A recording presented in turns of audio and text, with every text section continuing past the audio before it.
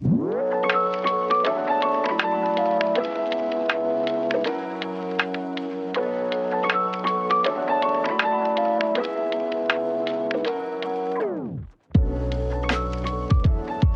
friends, welcome back to Hopeful and Wholesome and to another solo episode. And this one is actually going to be a little short and sweet, at least in my head it is. I say that often, then I end up rambling and it's not, but this is my intention because I feel like I just want to get to the point on this one. These last few solo episodes and some that I have upcoming have really been me in my manifesting generator energy of just responding to things that I'm seeing, to things that I'm hearing, to things that my clients are talking about or things that I've talked about on podcasts or whatever. And this is a big one. And I feel like this is where a lot of people can either get really turned off by human design. They can feel like, really jaded by it, or just feel like, it's just a bunch of hullabaloo. It's nothing. It's just a bunch of hokey stuff. And this is where so many people get human design wrong. And I would even dare say this is where some of some coaches and practitioners who use human design could be getting it wrong. And is when people use human design as a way to give them answers or predict the future. Like, this is not a crystal ball. Like, we're not looking in human design and predicting your future or figuring out your future. That's not how it works. And it's also not like put a quarter in the vending machine and get an answer. It's not that either. Yes, you're going to get some answers about yourself. These are going to help you be able to relate to yourself in a different way. But the truth is that human design is an experiment. And Ra, who channeled human design, that's what he created it as. He created it as something to observe as an experiment, not as like a rule book. Like, this is how you have to be, this is how you are kind of thing. And because human design it's a contemplative modality, meaning that it's something to be contemplated and studied and applied and evolved and then repeat the cycle. It gives you language. It doesn't give you the conclusions because it's for you, because it's contemplative. It's for you to draw conclusions. So it gives you language. So when you learn, for example, you have an undefined solar plexus. You knowing that you have an undefined solar plexus doesn't tell you who you are. It opens questions up. So it opens questions like, where in my life have I been absorbing other people's emotions, or where have I been amplifying other people's emotions and calling it my own? It invites you in to contemplate and ask questions about that particular part of the chart. The question itself is the point. The awareness that comes from sitting with it, that's the point. It's contemplative. It's about contemplating, which is also why I love the Gene Keys and I love bringing in Gene Keys. And I don't consider myself like a Gene Keys coach or anything like that. But I do like bringing in the Gene Keys as like kind of the cousin to human design, because it gives you more to contemplate, and it gives you ways to contemplate kind of the pieces, many of the pieces, not all the pieces, many of the pieces in human design as another thing to contemplate and see from a different perspective, a different angle. And so when we're looking at it as, giving you language, as I was talking about, it can give you answers in terms of how you are designed to operate, but then you decide where you haven't been operating like that. So like I said, yes, it's going to give you answers about yourself and how you're designed to be, but then you decide, where have I not been doing this? What conditioning has been keeping me from accessing these parts of me? How can I bring myself into more alignment with these parts, right? So it's all contemplations, it's all questions, it's all the journey. It's a constant process. So it's not giving you the answer and this is the thing and I can take it with me and run it and then I never have to. Because also the fact is that the growth, the evolution, this human design experiment, as it's called, is constantly evolving, and it's a spiral. I talked about this in one of my mini episodes. I believe maybe at the beginning of the year, maybe last year, but how our evolution is a spiral. And if you imagine like a spiral staircase, it goes around and round and round, but it also goes up. And so often in our growth journeys, we meet the same edges over and over again. We meet these same challenges over and over again. The conditioning that we think we, quote unquote, deconditioned or got rid of or rewired or whatever, like these little sneaky pieces come up again and you're like, what the heck? I thought I addressed this. But the fact is, because your personal evolution is a spiral, you're going around and round and round, but you're going up. So you can see the same thing, but it's from a different vantage point. So when you meet that edge again, when that little piece of conditioning comes up again, that pattern that you're like, I thought I broke this pattern, I thought I got rid of it, comes up again, you're able to look at it from a different vantage point because you're going to be resourced different. You're able to look at it from a different perspective and meet it with different intention. And so that's kind of the point here with human design too, is that it's constantly evolving. Because even if you think about, like, even thinking about the gene keys, right? So for all the gene keys, which are the gates in human design, there's the gift, the shadow, the gift, and the city. It's the expression of these. And even if the shadow, the gift, and the city they are specific words, right, that are associated with each gate, but they're going to be expressed differently. It's something for you to think about and contemplate as you grow and evolve, because so for example, my gate 55 is my conscious sun, and the gift and the city are both freedom. That's going to look different for me at different stages of life. Like how that expresses itself, how I experience that is going to be different in different stage of life. So when I was 25, it was going to look different than it is right now, than it's going to look when I'm 60, right? So it's the constant journey. It's the constant learning and deconditioning and unconditioning and then learning again. That's what it is. And these contemplative practices, they're about witnessing. It's about turning inward and witnessing. And so all of the contemplative practices, if you think about it, meditation and somatic work and shadow work and journaling, none of them hand you answers. And human design is no different. It's the exact same thing when it's used as it was designed to be used. All of these just create conditions for the self-knowing to reveal itself, for the self-knowing to emerge. And so the chart itself, your human design chart, is like the starting point of this inquiry, of this self-knowing. It's not giving you the answers, just like none of the other practices I talked about giving you answers. And if you think about the conditioning or the deconditioning process, like even thinking about the not self, the entire concept of not self conditioning, we think about the not self, as I've talked about before, for me is kind of like the compass. So when recognizing your not self, you're recognizing you're not living as yourself, right? You're living out of alignment.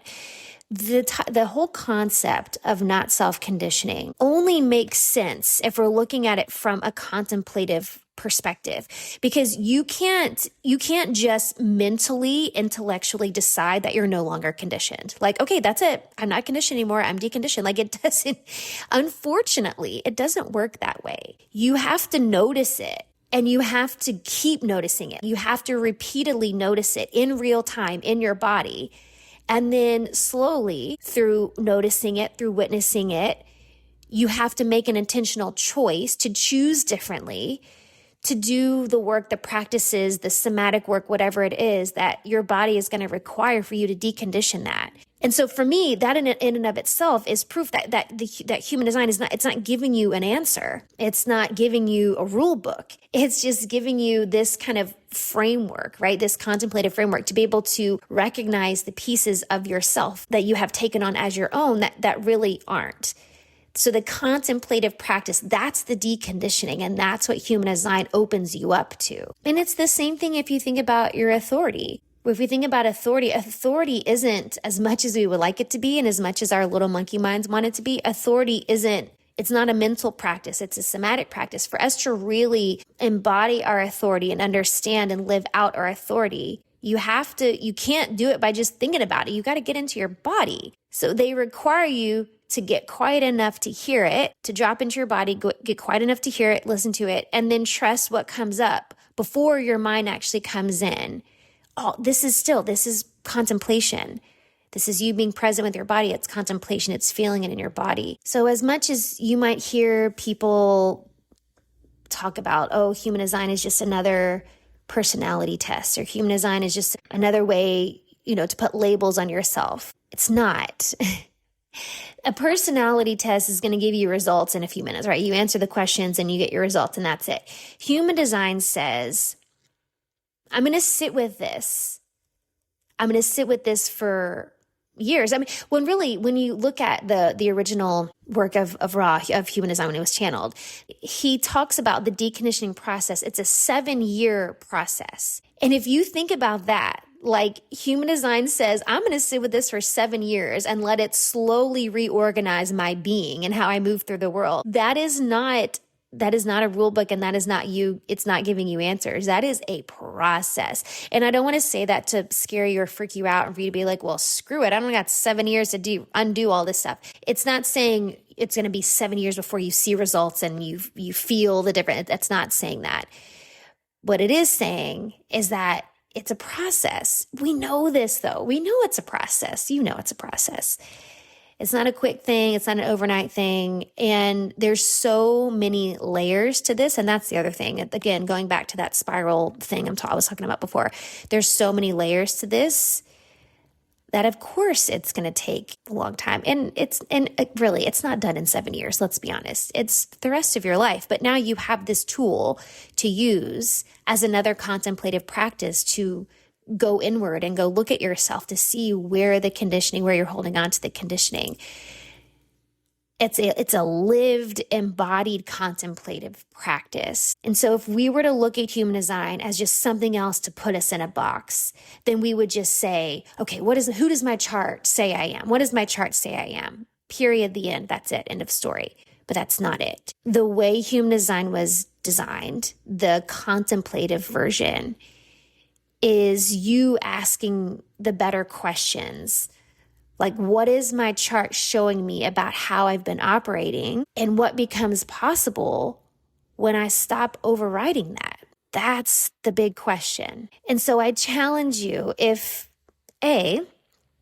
you've never dipped a toe in human design, you've been listening to me talk about this on the podcast for forever, and you're like, okay, yeah, whatever. Either you think it's too woo, or it's like you don't want to have another thing for you to think about to how you work and all, like whatever it is, if you've been resisting it, I challenge you to give it a shot. Even if it's just you go get your free chart. I have a link to my website. You can go get your free chart, and I have a little thing you can download, a whole little kind of explanation that you can download. So I encourage you to go do that. I'll put it in the show notes. You can get it for free. Just do that. And at least have like the basics, because the little downloadable PDF that you can get is just an overview of some of the most important pieces of the basics.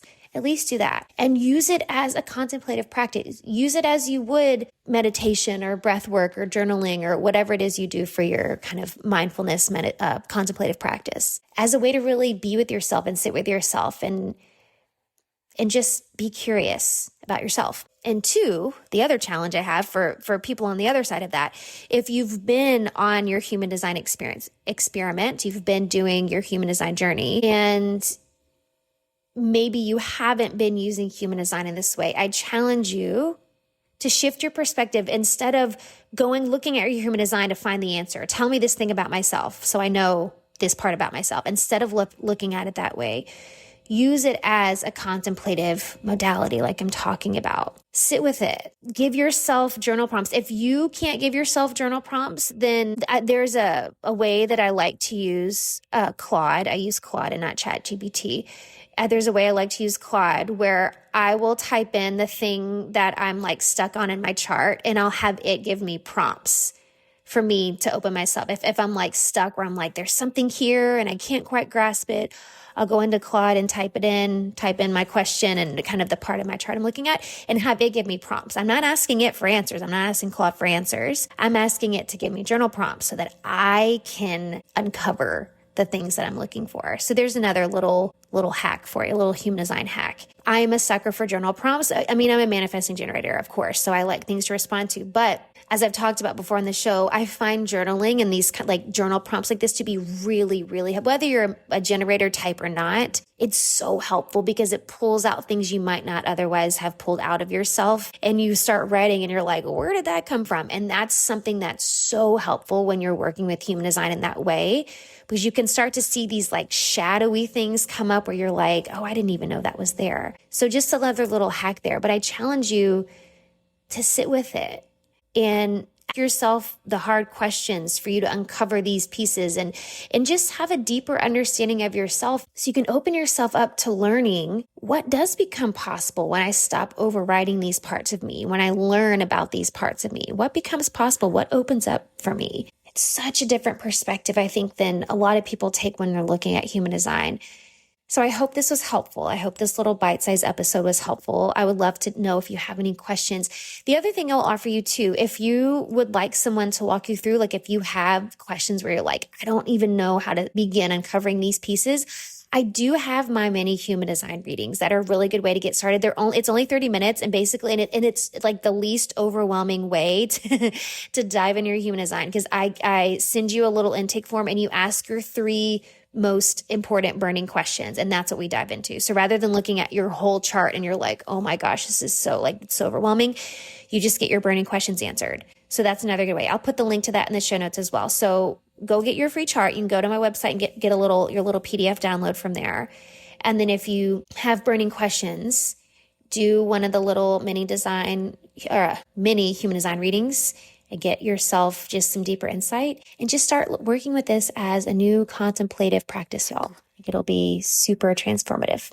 All right, I'll see y'all next time.